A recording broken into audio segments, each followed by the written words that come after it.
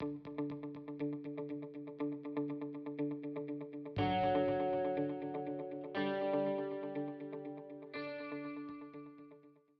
good morning, everyone.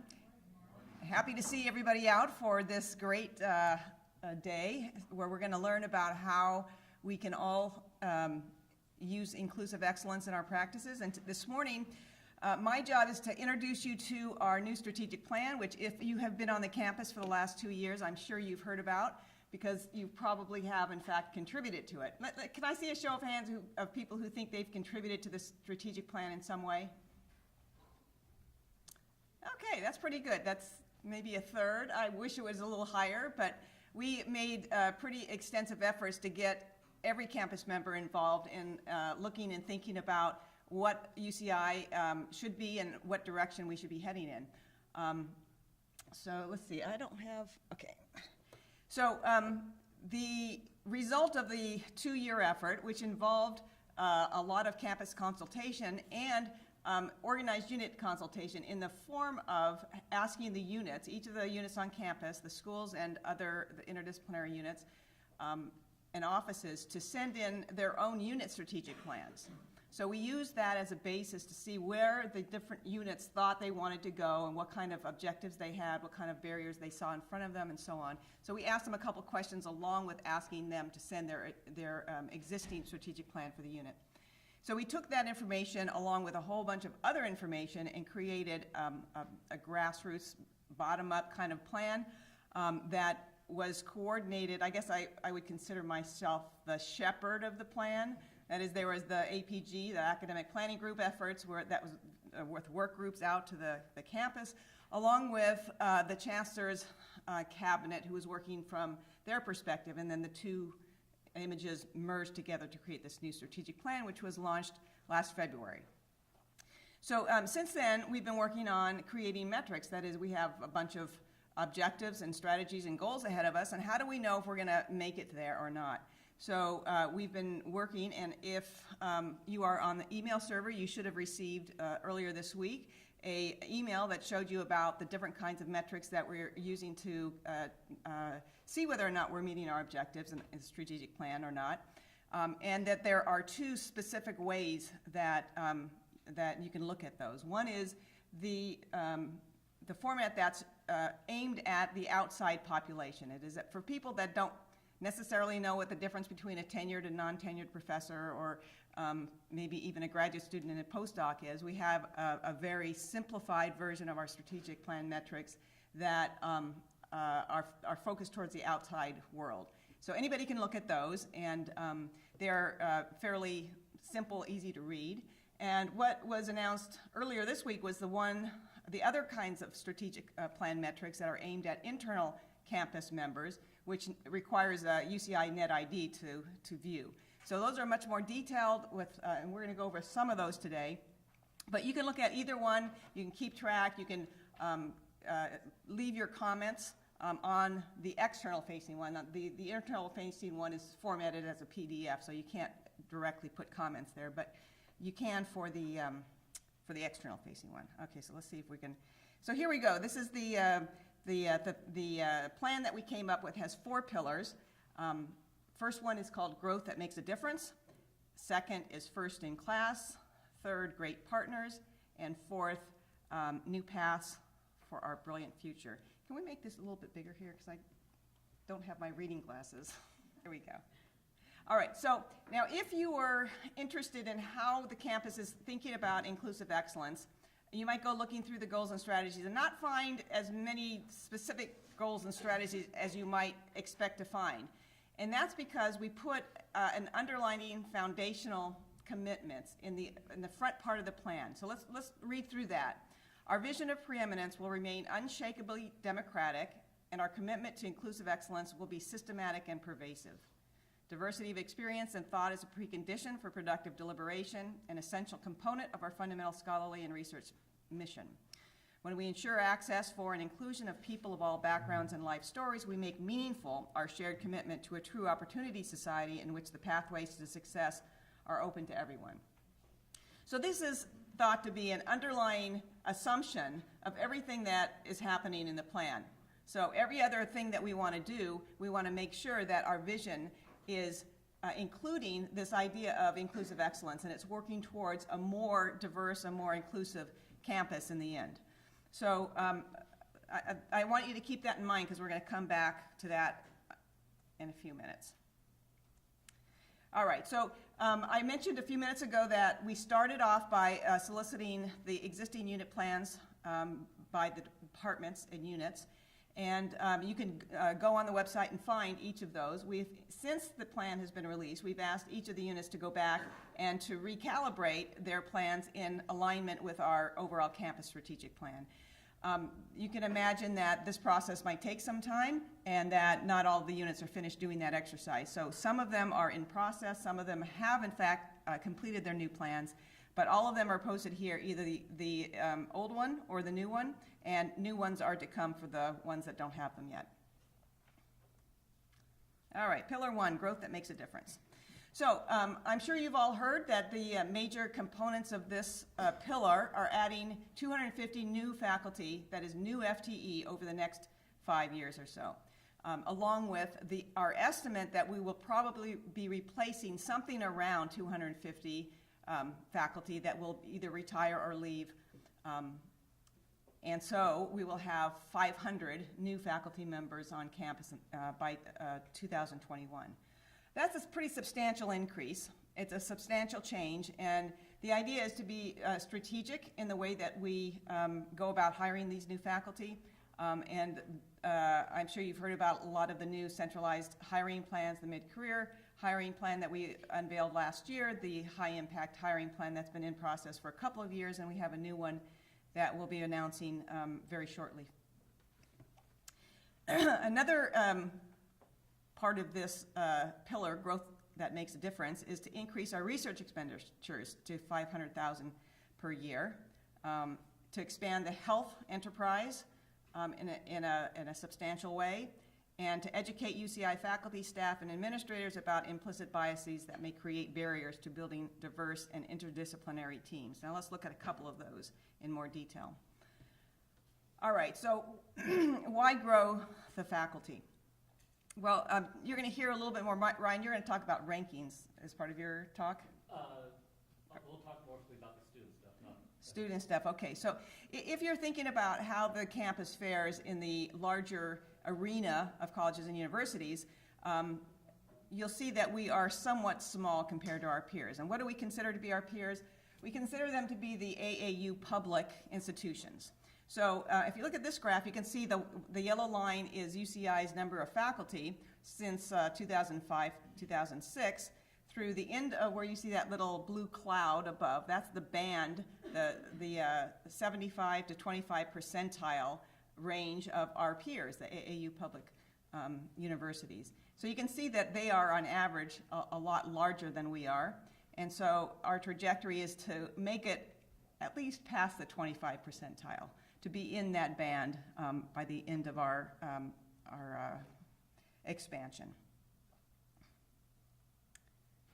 Another thing about including the impact of our faculty would be to see how well we're doing in terms of recognition of our faculty.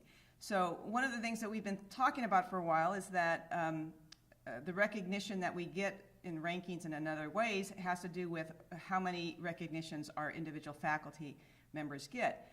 And it looks like we are not very good at nominating people for awards, and if we don't nominate people for awards, people don't get awards. So one of the things that needs to be more ingrained into our culture is to have a organized format for people to be recognized in a systematic way. And I think that UCI is very well poised to be able to do this, in part because we have a rare post-tenure review system. That is, we review each other constantly.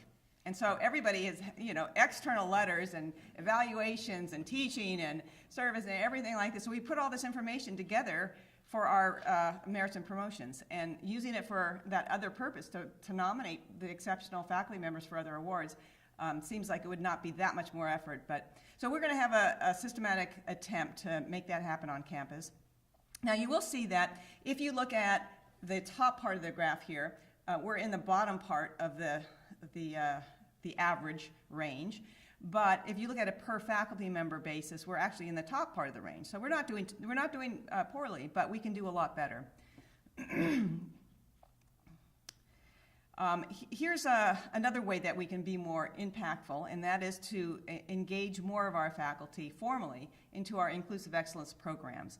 So you can see that the beginning of this graph is 2012-13, where we had just about, looks like 11-12% of our faculty engaged in these kinds of activities. And the more recent years, we've ramped that up considerably with the creation of Doug's office. And our projection is to increase it even more over the next 5 years. Another thing that I mentioned earlier was that we are looking to increase the research grant expenditures, and the goal being $500 million. Right now we're around $350 million a year. And so you can look at that either in the total amount or in the per faculty range. So the per faculty right now, we're at about 319 per faculty, and our goal is to be up around 370. The new Vice Chancellor for Research is working on a bunch of new programs to try to make it possible for the campus to have more center grants, more training grants, and also make it easier for individual faculty to apply for the grants that they normally would have applied for, and maybe even other ones. Another part of this pillar is to make pervasive the impact of art, culture, and creative expression and humanistic inquiry on our broader research and educational missions. This is a very broad goal. It's a goal that we have a lot of ways that we want to work on it. One of the ways that we thought of that we can start to measure this and see if we're being impactful at all is to see if students have self-reported increases in their ability to appreciate the arts. And we have the UQ survey that happens every other year. We could look at this, their self-reporting appreciation for the arts over time. So in this graph, the Irvine is the yellow and the UC is the blue. And so we're not too much different than the average for the system-wide, but we are projecting that we're going to try to move that needle up somewhat so that we can have students exposed more. I think that we have programs on campus already that are starting to expose more students to the arts, including Illuminations, which is doing a really good job of going around the campus with their, Stephen, what's it called? Being speared? The Shakespeare thing? Shaken in Shakespeare. If you haven't experienced that, I hope they're still doing it. It's really fun. You'll be sitting there in a boring meeting, and a bunch of kids will come in and start singing and reciting Shakespeare in your face. They come around to everybody's face and do it right to you. So then you're exposed to the arts, and you say, hey, maybe I should go to one of those plays over there.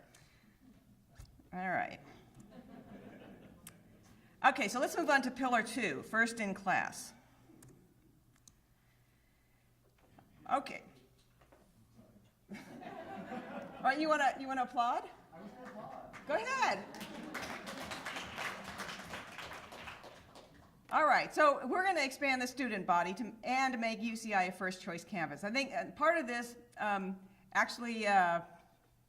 timing is a little bit helpful. I'm sure you are all aware of the statewide negotiations between the governor and the president of our system about taking more undergraduate students that are California residents. So expanding the student body, but we have an idea about how to do that in a different way than the state's interests. Well, that doesn't mean we can't do that. We're obviously going to do it the way the state wants to do it, but we also have interest in changing the composition of graduates versus undergraduates for various reasons, which I'll talk about in a minute. Ensure educational opportunities are engines for social mobility, impact, and positive innovation. Doug mentioned that, and here is the New York Times rating of UCI as #1 in the nation for outreach to low-income students. And new campus-wide honors program. Obviously, we've had a successful honors program for many years on this campus, and they're basically looking at new ways to make it even more attractive. Okay, so here's a graph that shows the degrees that we have been granting since 2005-06. And right now, for undergraduates, we're up to 68, 65. Let's see, the doctorate is the blue line, MD is the green line, and master's is the purple line. So we have projections for increase in this PhD student body. It's hard to see the upward trajectory on this because we're on the scale of undergraduates, that's why. But it is an upward trajectory proposed there. Okay, so here's the UCI percent of undergraduate and graduate underrepresented minorities that are enrolled relative to other AAU public institutions. And you can see on the top is the undergrads, on the bottom is the grads, and both we're ahead of the curve. So we have a projection to, oh no, actually there's no projection on this one. This one's the 2014-15 is the last number on this one. So 26.3.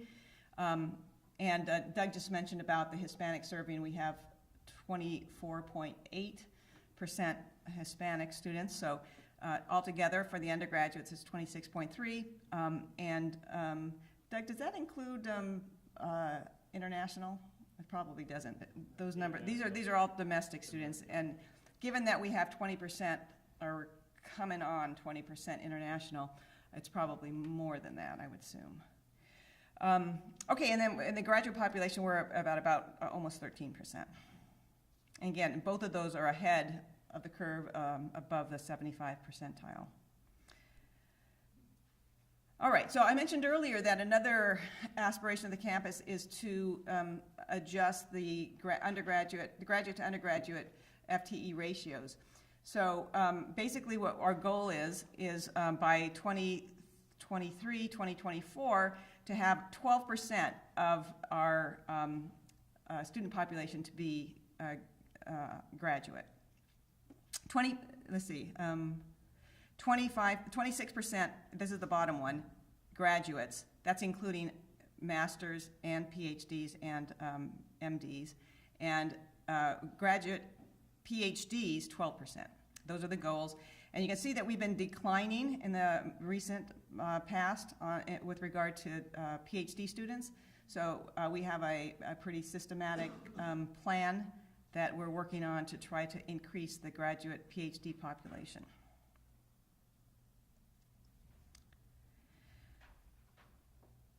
Okay, so the other part of this pillar, the actual title of the pillar is first in class. So how do we make UCI the place where the students want to be in the end? And how in fact do you measure that? We had a lot of good ideas about how to measure it, but a lot of them were sensitive and involved other UC campuses, and were not, the information was not public. So we went with, this is a UQ's, I think, a senior survey that asks students if UCI was their first choice campus. And we do a little bit better. The yellow one is all UCI seniors, and the blue one is seniors who entered as freshmen. So transfer students are a little bit more excited about choosing UCI than a freshman, but we're also on an upward trajectory, and we project that to be rising. Okay, the other component of being an engine for upward mobility is the number and percentage of Pell-eligible undergraduate students that enroll compared to other AAU institutions. You can see we're way ahead of the curve on this one. So we're at 45%, and we're projecting flat line from there. That's a pretty high percent, and we're satisfied with that. Okay. 4-year graduation rates. You know, there's another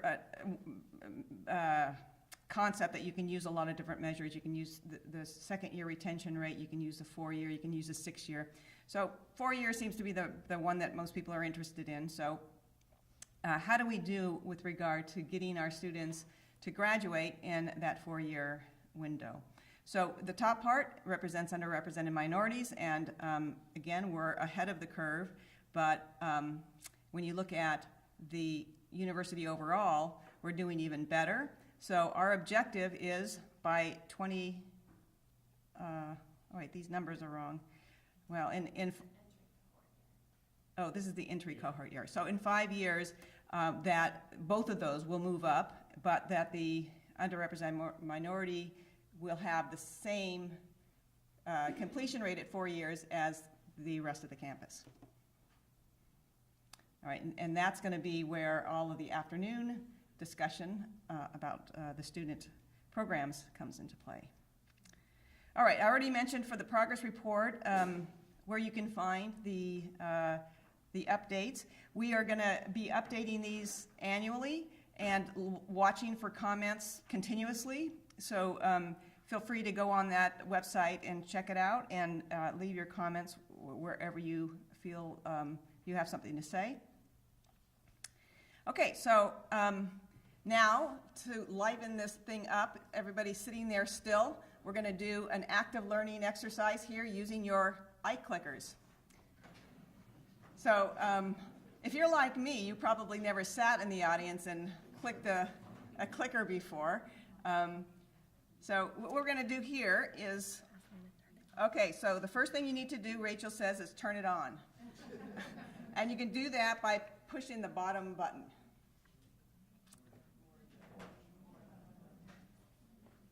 All right, is everybody there? Anybody need technical assistance? Okay, so I assume that the people in this room have had input on their unit strategic plans. And what I'm asking here is to what extent your unit has incorporated the campus's underlying foundational commitments to a strategic plan that we reviewed earlier, right? This is the commitment to inclusive excellence. So, I mentioned that the campus puts that as an underlying theme that is applicable to everything else we do in the plan, right? So even though it may not appear in every single bullet point, it's assumed and it's a pervasive point. So I'm going to ask for what you know about your unit strategic plan, whether you think that this underlying commitment that we have to inclusive excellence is completely incorporated into your unit strategic plan, moderately, inconsistently, or not at all. I hope that encapsulates every possible answer that you might have here, because you just have 4 choices. So go ahead and make your vote. All right, so we have, okay, so can we move this so that we can see the categories?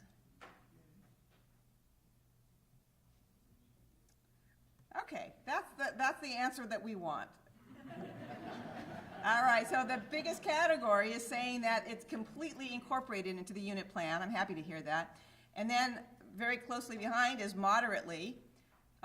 We do have 11 people, or 17% of the respondents, saying that it's inconsistently, and 6% saying not at all. So thank you very much for your attention.